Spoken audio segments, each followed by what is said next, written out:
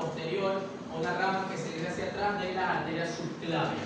Recordamos que hay un tronco brachiocefálico donde sale la carótida interna y la subclavia, de un lado, del otro lado sale de forma directa la carótida interna y la subclavia, y de esa subclavia hacia atrás se emite una rama, hacia posterior se emite una rama que va a dirigirse a nutrir la zona posterior, que es la arteria vertebral.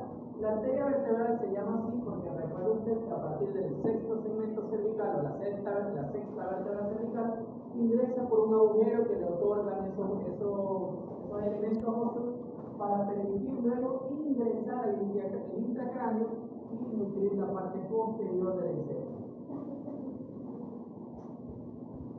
Entonces, llegan las dos arterias vertebrales que luego se unen y forman un tronco común que corresponde a lo que se llama la arteria basilar. Las arterias vertebrales del lado derecho y del lado izquierdo van a tener ramas, ¿no? Ya vi que se ya, pero yo vi que si no puedo seguir y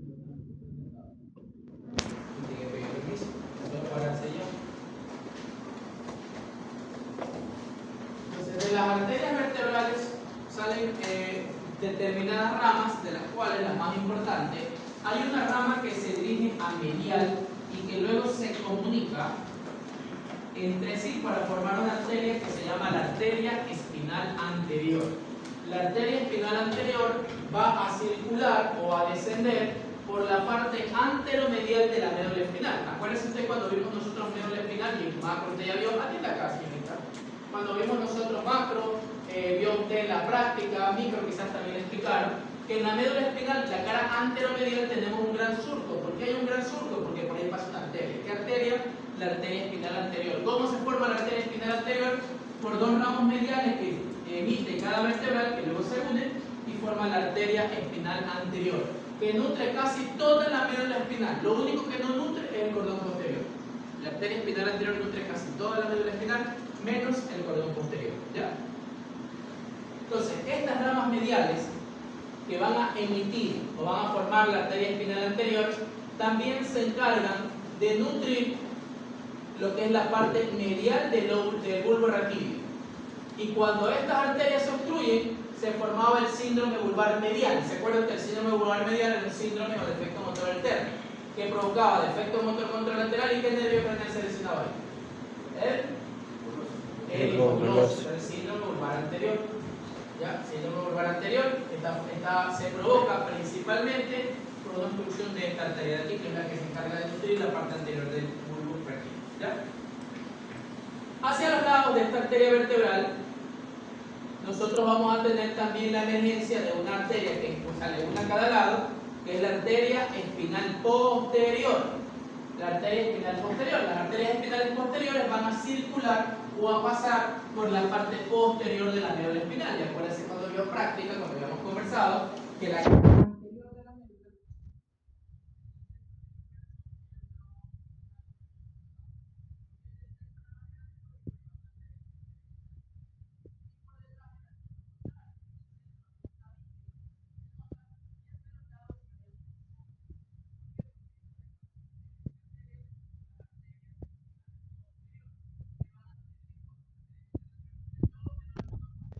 y la arteria espinal posterior que va a nutrir el cordón posterior. Lo que falta, y con eso ya tenemos la nutrición de la médula espinal, que es buenísima porque esta arteria espinal anterior y las posteriores se comunican formando una vasa corona que mejora aún más la nutrición buena que ya tiene la médula espinal.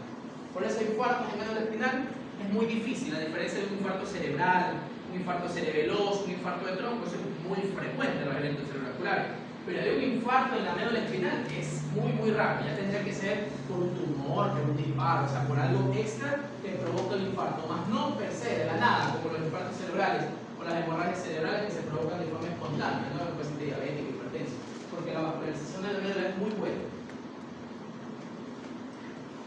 Y por último, de la arteria vertebral, nace una arteria que se la nombra más que todo con esta sigla de la PICA, que es la arteria cerebelosa postero-inferior.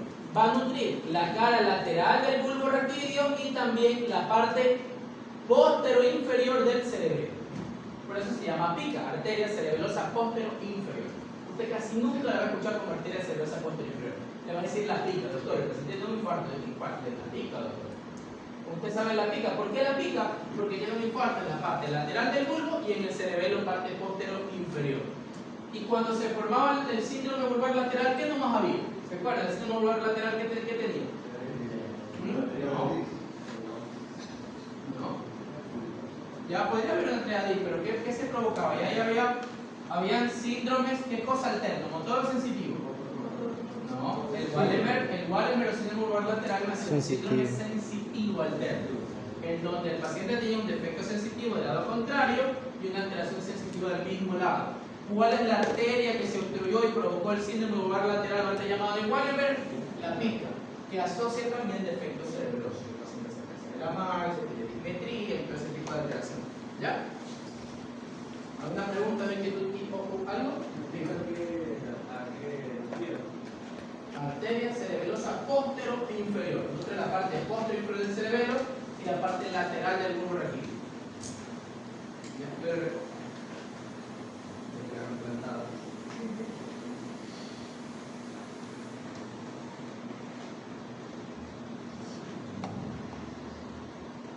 Luego, ahora sí, las dos arterias vertebrales se unen y forman la arteria o el tronco basilar. ¿Arteria basilar o tronco basilar? Recuerda usted cuando vio neuroanatomía más que todo en la práctica, usted vio que en el bulbo, en la parte anterior, había un gran canal, que era el canal basilar, porque por ahí pasa la arteria basilar. La arteria basilar emite ramos importantes. Uno de esos ramos importantísimos son estos ramos, que son muchísimos, que le llamamos nosotros ramos continuos o ramos perforantes continuos. ¿Por qué perforantes? Porque se meten en el puente para nutrir los elementos internos del puente. Los núcleos continuos, las fibras pontocerebelosas y todo ese tipo de cosas que hay por dentro, ¿no? Estos ramos continuos, cuando se obstruyen, me forman el síndrome pontino medial o antes llamado de Ménard-Gubler. ¿Qué característica tenía? ¿Qué nervio craneal se lesionaba en el síndrome de Ménard-Gubler o ponto medial? El 7 y el 6, con un defecto motor contralateral. Entonces, esta es la que se daña para formar el síndrome ponto medial o antes llamado síndrome de Ménard-Gubler. De este tronco basilar también sale una arteria, que es este de aquí, que se llama la AICA. Pues nosotros más la nombramos como la AICA. ¿Cómo que si la pica la arteria cerebelosa posterior inferior, ¿qué creen que va a ser esta arteria? Cerebelosa anteroinferior. Porque nutre la parte lateral del puente y la parte anteroinferior del cerebelo. Entonces, un daño de la AICA o de la pica me va a dar alteraciones cerebelosas.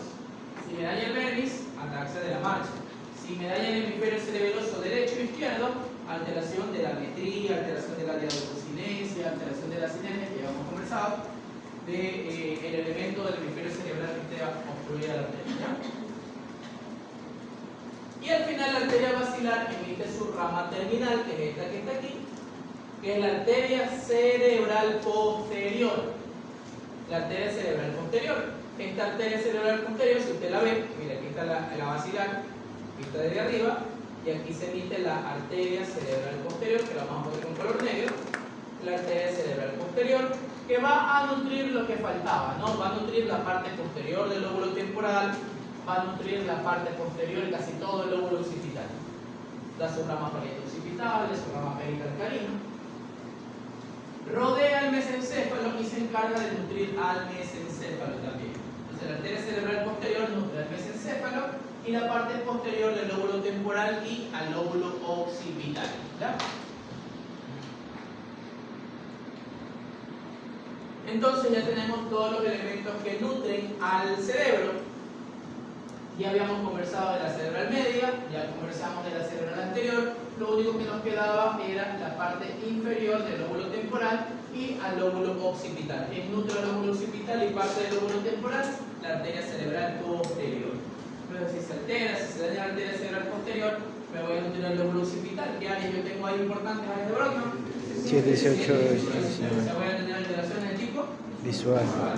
El paciente te puede hacer como es el lóbulo occipital, te hace una hemianopsia o te hace cuadrantopsias, contralaterales a la lesión, ¿no? Si es derecho, pues generalmente del lado izquierdo, si es izquierdo, generalmente del lado derecho, lo que ya habíamos conversado, las condiciones de los fascículos que ya habíamos conversado, porque la rama superior llega aquí, la rama inferior del geniculo calcarito llega acá y termina en el lóbulo occipital. Y el cerebelo, algo que me había olvidado, antes de dar su rama terminal, la arteria basilar, da una última rama cerebelosa, que es la llamada suca, y está esencial, es la llamada suca. La suca es la arteria cerebelosa superior, la arteria cerebelosa superior. Y con eso ya tenemos todas las arterias que nutren el cerebelo. La pica, la aica y la suca son las tres arterias que me van a nutrir al cerebelo, ¿ya? Entre la arteria cerebral posterior y la suca, por ahí circula, por ahí pasa, por ahí usted lo va a ver, al tercer nervio craneal. Por aquí pasa el tercer nervio craneal. Por eso, si yo tengo una patología de la basilar, de la cerebral posterior o de la suca, yo puedo tener una compresión del tercer nervio craneal y darme una lesión del tercer nervio craneal. ¿Cómo yo sé que hay una lesión del tercer nervio craneal? Pues la triada que me da cuando se lesiona el tercer nervio craneal. Miriasis, tosis lateral. Y por eso, la miriasis. Y el que diverge con el ritmo divergente. ¿no? Si yo tengo ese paciente con esa patología, yo digo el problema puede estar aquí en la comunicante posterior en la suca o en la arteria basilar.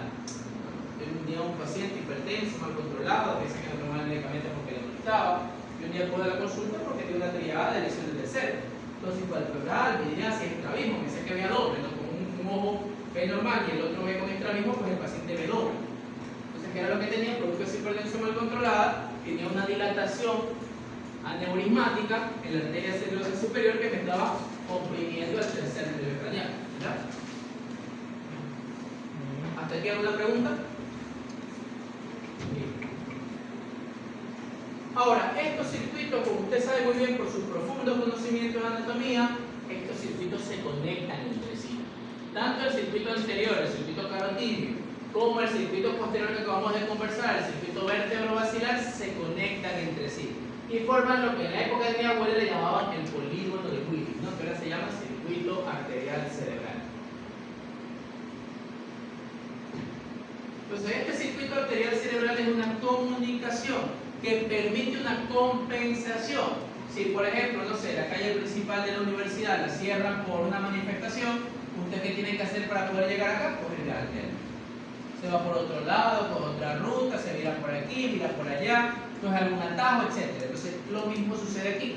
Si yo tengo una comunicación y hay una obstrucción por un infarto, por ejemplo, sí se puede nutrir ese segmento tomando vías alternas gracias a esta conexión. Entonces, este circuito es importantísimo, es un circuito único. Ya, un circuito único porque el cerebro es una estructura extremadamente importante y asimismo es extremadamente delicado.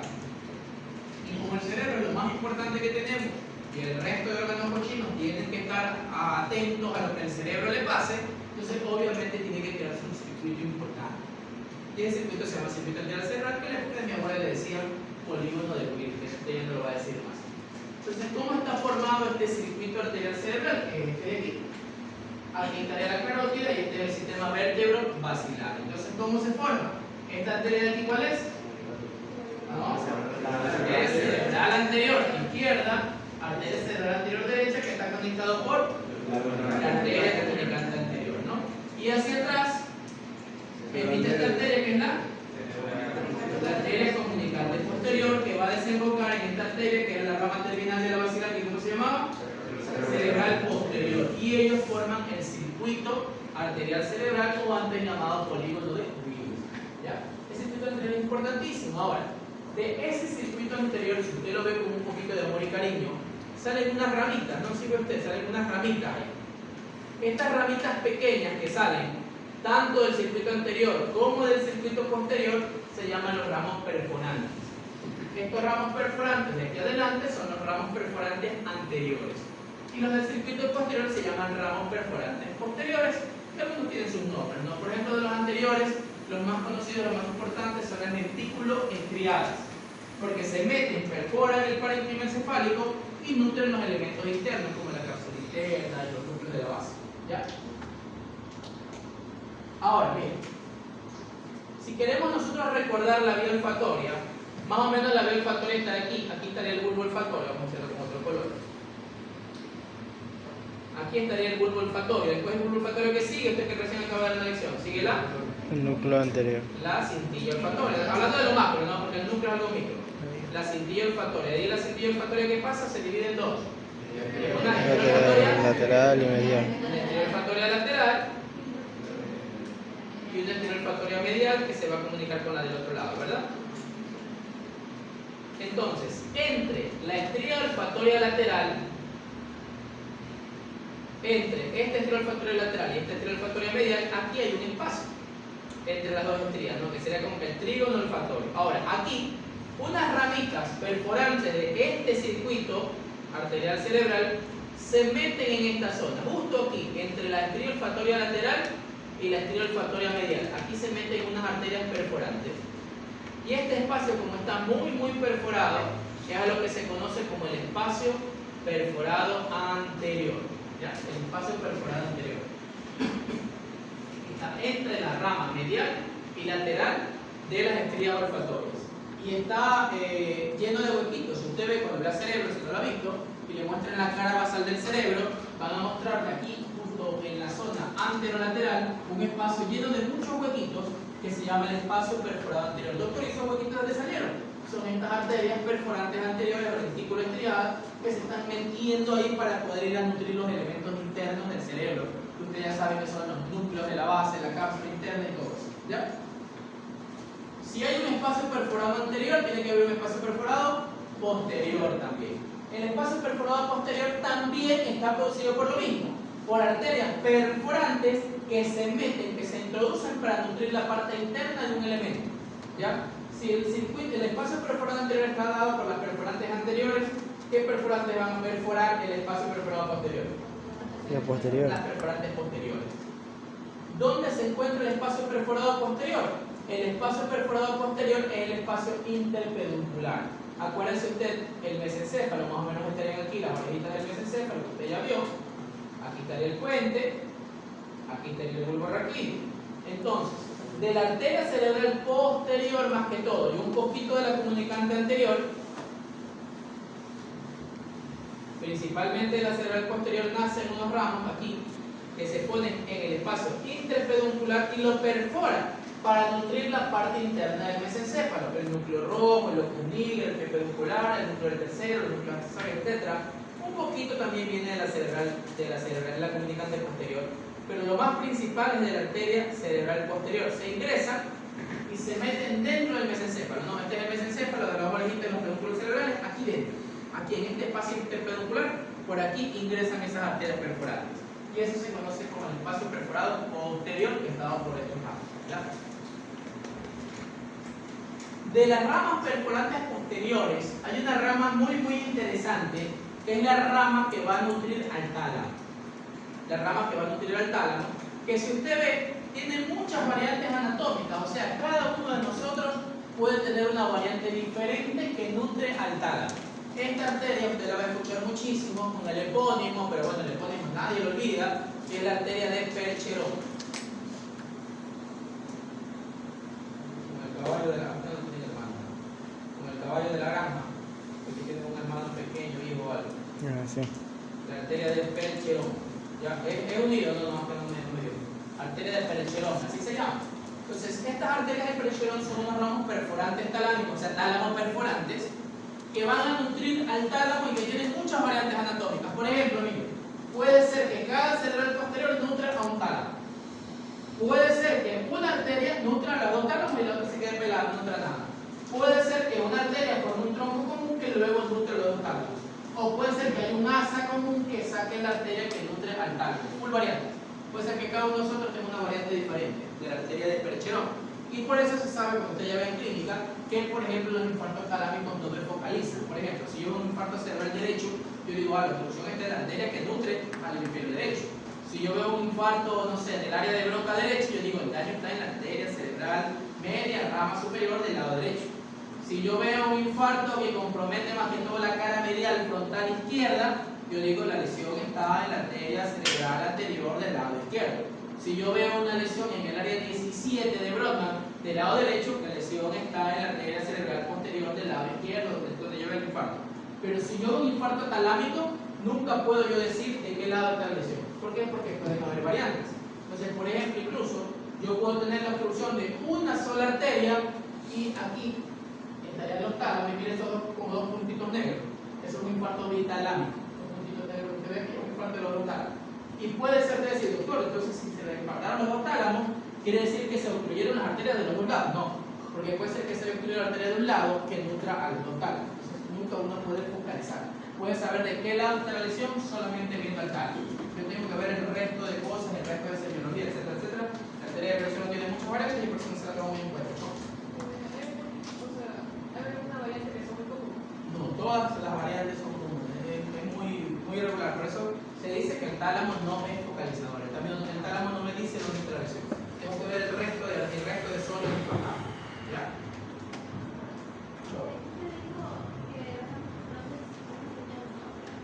O sea, las anteriores, observamos perforantes anteriores, donde las que más comunes son las dentículo-estriadas. Y las posteriores son las perforantes posteriores, están las tálamos perforantes, las dentículo-perforantes y todo eso. ¿Ya?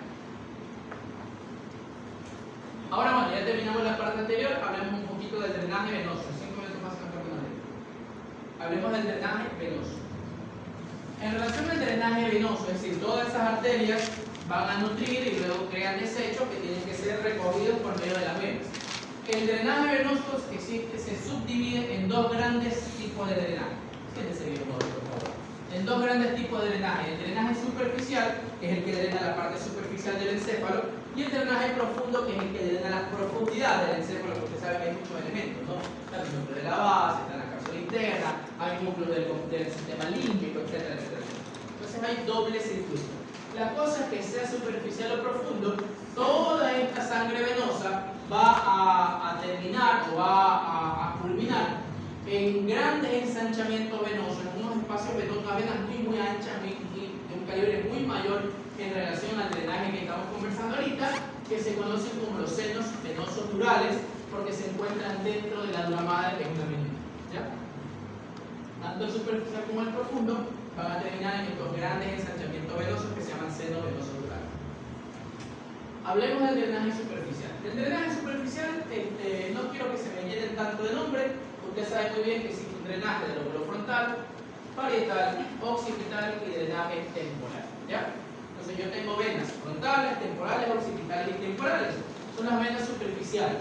Esas venas, ¿hacia dónde le dije yo que iban a desencadenar? Unos grandes ensanchamientos que se conocen como senos venosos durales. Un seno, en neuro por lo menos, un seno se refiere a un ensanchamiento de algo. ¿Ya? Un ensanchamiento de un seno, ¿un ensanchamiento de qué? De una vena dural, porque está dentro de la dura madre. Entonces, las venas frontales, parietales y occipitales van a drenar principalmente a un seno venoso, que se conoce como el seno sagital superior, que es este que está aquí. Se conoce como seno sagital superior. ¿Ya? Las venas temporales, en cambio, van a drenar a una arteria que se conoce como arteria cerebral media, una vena que se conoce como vena cerebral media superficial. Aún no llegan al seno, porque esta es una vena, el seno es este de aquí. Entonces las venas frontales, parietales y occipitales drenan en un seno, que es el lugar final donde tiene que llegar esa sangre venosa, que es el seno sagital superior, que ya luego veremos qué más pasa, ¿no? Mientras que las venas temporales desembocan en otra vena más gruesa, que no es un seno, que es la vena cerebral media superficial. Está ahí justo donde está la cerebral media arteria, ahí en la fisura cipiana. Ahora, esta vena cerebral media superficial puede drenarse en determinados lugares. Por ejemplo, drena en un seno, el seno cavernoso. ¿Ya? Puede drenar en otro seno, que es el seno frontoetmoidal. ¿Ya? O puede comunicarse con el seno sagital superior a través de esta vena que se llama vena anatomótica superior. ¿Ya? Que antes de la época de mi abuela decían de Troll. O sea, la vena cerebral media superficial puede comunicarse con el seno sagital superior a través de esta vena anatomótica superior. O puede comunicarse con este seno de aquí, que se llama el seno lateral, a través de la vena anatomótica inferior, que en la época de mi abuela le llamaban de la vena. ¿Ya? Entonces la vena cerebral media superficial tiene varias formas de drenarse. Al seno cavernoso, a otros senos más profundos, o a través de la anatomótica superior e inferior pueden dirigirse o al seno sagital superior o a este otro seno que se llama el seno transverso o seno lateral. ¿Ya? Y ahí termina la parte superficial en relación a esta foto por lo menos. La cosa que usted sepa que llega al seno. Luego veremos del seno qué pasa, ¿no? ¿Estamos claros? Estamos hablando del circuito superficial todavía. ¿Ya? Bueno, aquí vemos un poquito más el seno cavernoso, que es el que habíamos dicho desembocaba la cerebral media superficial, desemboca al seno cavernoso. El seno cavernoso luego desemboca en los senos petrosos superiores y senos petrosos inferiores. ¿Ya? ¿Ya pusiste con eso? ¿Qué significa verbo? Ya lo quité, ya mismo lo que lo ponga me voy a preguntar. ¿Qué dijo? Mientras a ver si me acuerdo de lo que estaba ahí. Te voy a el teléfono. Si usted recuerda, habíamos quedado que la vena cerebral media superficial puede desembocar al seno cavernoso o a través del anastomótico superior y o anastomótico inferior, y ya sea al seno sagital superior o al seno transverso o también llamado lateral. Entonces, cuando la sangre llega aquí al seno cavernoso o la sangre que llega aquí al seno cavernoso de determinados lugares, uno de ellos la cerebral media superficial, esta sangre luego, por medio de una anastomótica que se llama vena petrosa superior o vena petrosa inferior, se va a dirigir. La vena petrosa superior también desemboca en el seno transverso.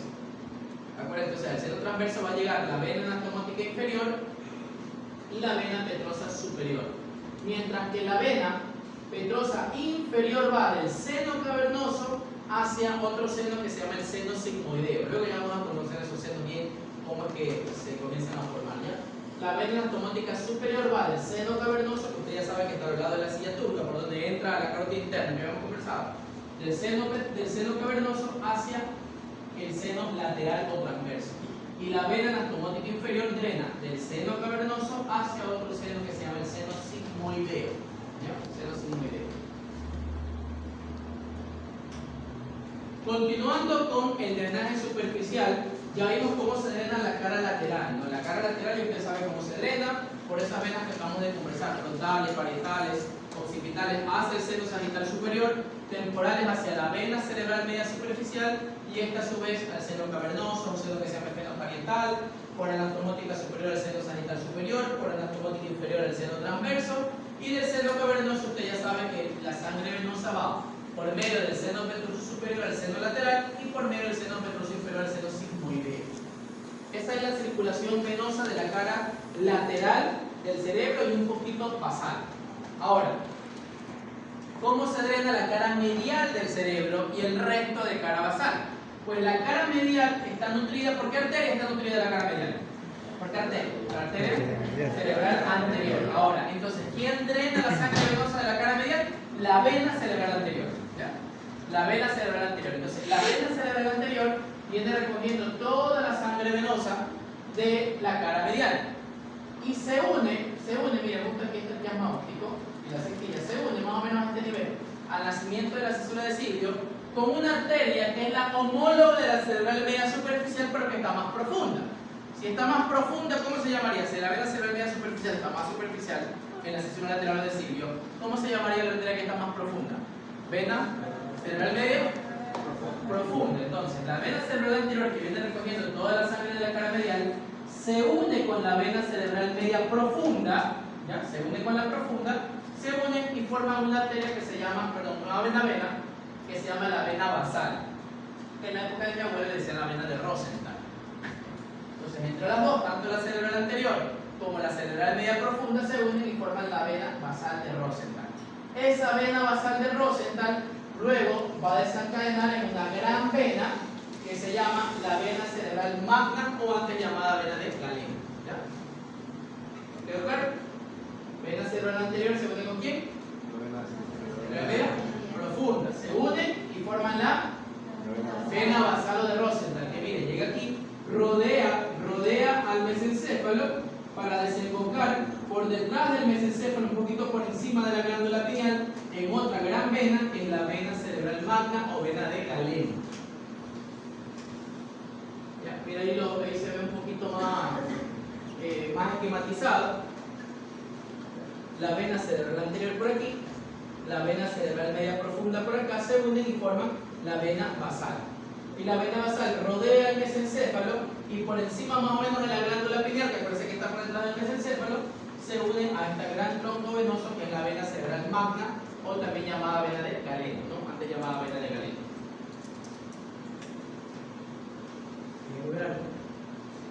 Y la vena de Galeno, mira, la vena de Galeno sería este de aquí, desemboca en otro seno que se llama el seno recto, que luego ya vamos a conversar. Y la vena de Galeno desemboca en un seno que es el seno recto. Miren, aquí tenemos el seno sagital superior, que ya hemos conversado, el seno transverso y sigmoideo. La vena cerebral magna desemboca en un seno que es el seno recto. ¿Ya? ¿Alguna pregunta o inquietud o algo hasta aquí? Eso es el drenaje superficial. Entonces ya vemos cómo se drena la cara lateral del cerebro, vemos cómo se drena la cara medial del cerebro y ya vemos cómo se drena la cara basal del cerebro. ¿Ya? Que es lo que más se estudia, ¿no? El cerebelo y el tronco se intercambian con el drenaje venoso. Y ahora falta la parte profunda. Entonces el drenaje de la parte profunda se llama drenaje venoso profundo, el anterior era el superficial. El drenaje venoso profundo está representado prácticamente por dos arterias, dos venas, una del lado derecho y otra del lado izquierdo, que se llaman las venas cerebrales internas o profundas. Entonces, toda la sangre profunda del hemisferio cerebral derecho llega a la vena cerebral interna derecha, y toda la sangre venosa profunda del hemisferio cerebral izquierdo llega a la vena cerebral interna izquierda. Entonces, estas venas cerebrales internas están nutridas o formadas por muchos ramos, imagínate, todos los ramos profundos. Dentro de esos ramos hay tres ramos que son los que más destacan, pero realmente son muchísimos, ¿no? Hay tres ramos que son los que más destacan. Una es la vena tálamo estriada. Nutre todo lo que es núcleo, recoge todo lo que es núcleo de la base, cápsula interna y todos esos elementos. Otra es la vena septal, que va recogiendo toda la parte medio profunda, la vena septal. Y por último hay una vena que es la vena coroidea, que viene por los ventrículos y todo eso. Entonces recibe muchos afluentes de la vena cerebral interna, pero tres son los más importantes: la vena talamoestriada, la vena septal anterior y la vena coroidea. Estas tres venas se unen y forman la vena cerebral interna de cada lado. Esta vena talamoestriada es importante porque pasa por un surco, que ya lo hemos conversado, que está entre el tálamo y el caudado. ¿Cómo se llama el surco que está entre el tálamo y el caudado? El surco optoestriado. ¿Qué pasaba por ahí? Utilidad de vena terminal. A ver, ¿cuál? ¿Qué pasaba? El macro. Surco octoestriado con utilidad de vena terminal. Entonces, por el surco optoestriado pasa la estría terminal y también la vena tálamo estriada. Esto también va a pasar por aquí. Entonces, la vena talamoestriada, que pasa por el surco estriado junto con la estría terminal, la vena coroidea y la vena septal, las tres se unen, más un poco de ramos más y forman la vena cerebral interna. Esta vena cerebral interna va a desembocar en el mismo lugar donde desencadenaba la vena basal de Rosenthal. ¿Dónde desencadenaba la vena basal de Rosenthal? En la gran vena de Galeno o vena cerebral magna. Entonces, esta cerebral interna desemboca también ahí en la vena cerebral magna. ¿Y la vena cerebral magna en qué seno desembocaba? En el seno recto. ¿Ya? Y así se drena la parte profunda. ¿Alguna pregunta o algo? Listo, son las 7:57, 8:05, pero bueno.